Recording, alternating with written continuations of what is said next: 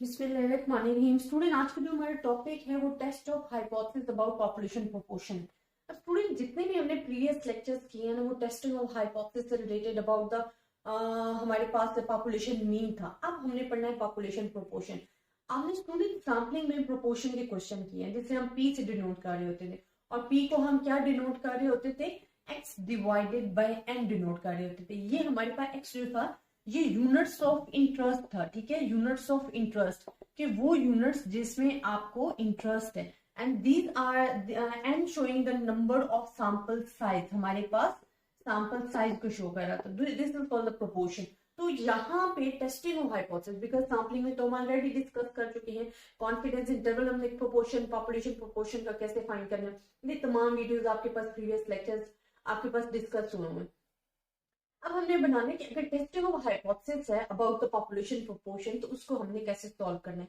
तो स्टूडेंट, हमारे पास सबसे पहले आ जाते हैं हाइपोथेसिस। तो हाइपोथेसिस जिस तरह आपके पास होते हैं ना, 3 टाइप हाइपोथेसिस होते हैं, लेस देन का होता है, मोर देन का होता है, इक्वल और नॉट इक्वल होते हैं। सेम वही सिचुएशन होती है टेस्टिंग ऑफ हाइपोथेसिस। जिस टेस्ट स्टैटिस्टिक्स हम करते हैं, जहां फार्मूला हमने मेंशन करना होता है, वहां मीन की जगह हम प्रोपोर्शन लगा रहे होते हैं।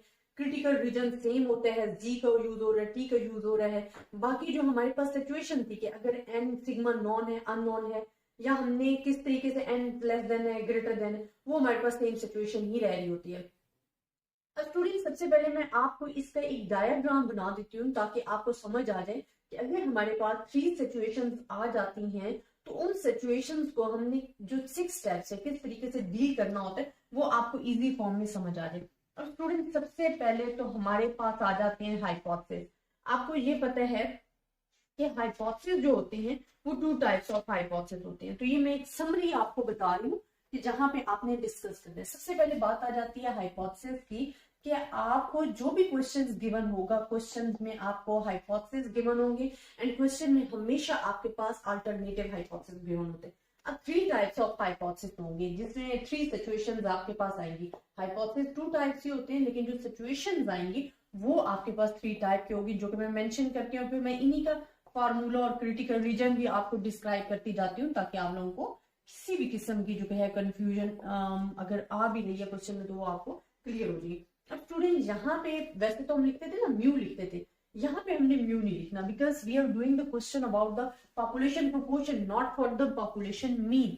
तो हमारे पास प्रोपोर्शन का हम यूज करेंगे पी। आपकी बुक में पाई भी यूज किया गया, अगर ये भी आप यूज करना चाह रहे हो तो इट्स अ ट्रू, लेकिन मैं आपको प्रोपोर्शन के लिए इजी करके पी यूज कर रही हूँ जो कि प्रोपोर्शन शो कर रहा है, ठीक है।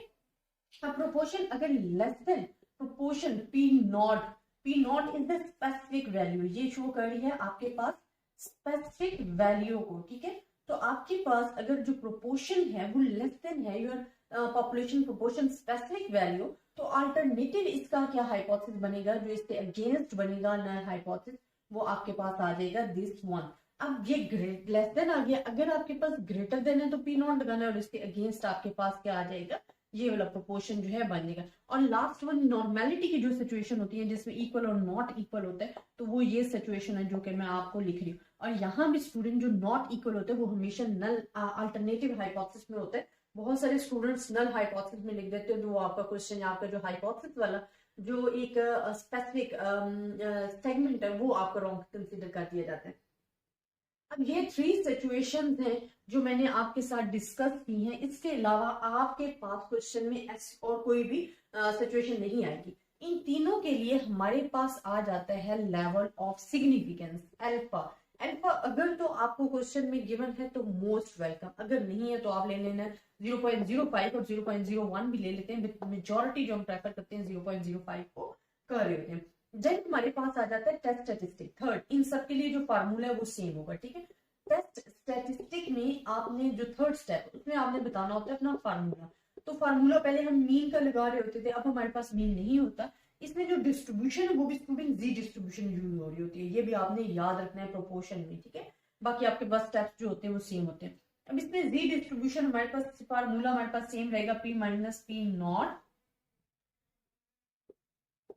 P not Q not under root N आपके पास आ रहा है। अब क्यू नॉट आपको पता है कि किसके इक्वल होता है, जिन प्रोबेबिलिटी ऑफ सक्सेस और फेलियर हम करते थे, ये आपके पास आ गया। और पी हमारे पास जो है वो इक्वल होता है units of interest divided by sample size. तो ये फार्मूला आपने याद रखना।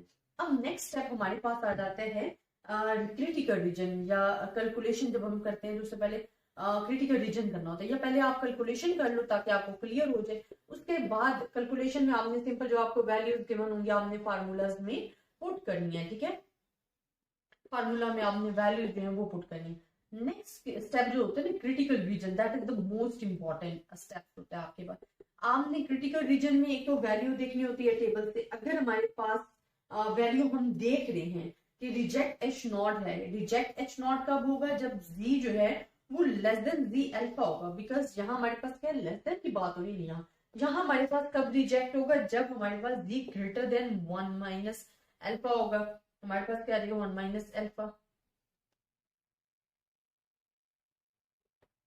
ये आप अपने फार्मूला, आपको जी टेबल देखने आता है बेसिकली वैसे भी, तो आप इजीली जो है वो देख सकते हो। और यहाँ पे हमारे पास दोनों सिचुएशन आएंगी because we have the normality situation. तो यहाँ आपने दोनों सिचुएशन अपनी मेंशन करनी है, ये पॉसिबिलिटीज आ रही है। देन कंक्लूजन आ जाता है। लास्ट स्टेप आपके पास क्या होता है कंक्लूजन। ये तीनों सिचुएशंस के लिए आपको बता रही हूँ। कंक्लूजन स्टूडेंट क्या होता है कि अगर हमारे पास जी जो हमने यहाँ पे बनाया था लेस के लिए बनाया था ना, अगर जी लेस आ रहा है जी अल्फा से, अगर ये लेस आ रहा है, ठीक है, तो हम क्या करेंगे रिजेक्ट एच नॉट कर देंगे।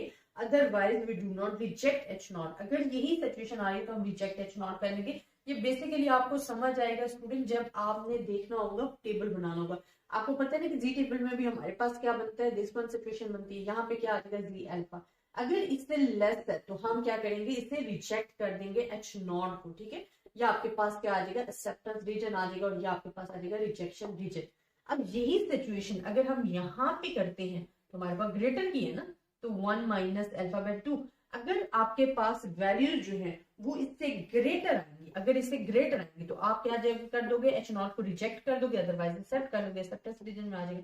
और अगर नॉर्मेलिटी की सिचुएशन है, इसमें आपके पास दोनों साइड अगर यहाँ से इन दो एरियाज में वैल्यूज फॉल करेगी तो ये रिजेक्शन रीजन में फॉल कर देगी, अदरवाइज ये एक्सेप्टेंस रीजन में फॉल करेगी। तो student basically they are the 3 main situations हैं जो कि आपने माइंड में रखनी है। और यही 3 सिचुएशंस आपके क्वेश्चन में भी बार बार जो है रिपीट होगी। तो this is the most important conditions हैं जो कि आपने माइंड में रखनी है। अगर आपको इनमें किसी भी किस्म की कंफ्यूजन है आप मुझसे डिस्कस कर सकते हो। मैं स्टूडेंट आपको इनसे रिलेटेड जो एग्जाम्पल हैं वो भी इंशाल्लाह करवाऊंगी। और एक चीज याद रखना कि प्रोपोर्शन में हमेशा जी डिस्ट्रीब्यूशन लगती है। इसमें टी का कंसीडर टी नहीं आएगी, इसमें सिर्फ जी डिस्ट्रीब्यूशन ही लगती है। टी और जी डिस्ट्रीब्यूशन जो है वो वहां पे लगेगी जहां पॉपुलेशन मीन का वर्ड आ रहा है, ठीक है। तो आई होप स्टूडेंट आपको ये क्वेश्चन समझ में आया होगा। लेकिन अगर आपको फिर भी किसी किस्म की कंफ्यूजन है आप मुझसे डिस्कस कर सकते हो। ज्यादा से ज्यादा स्टूडेंट्स के साथ शेयर कीजिएगा। अल्लाह हाफिज।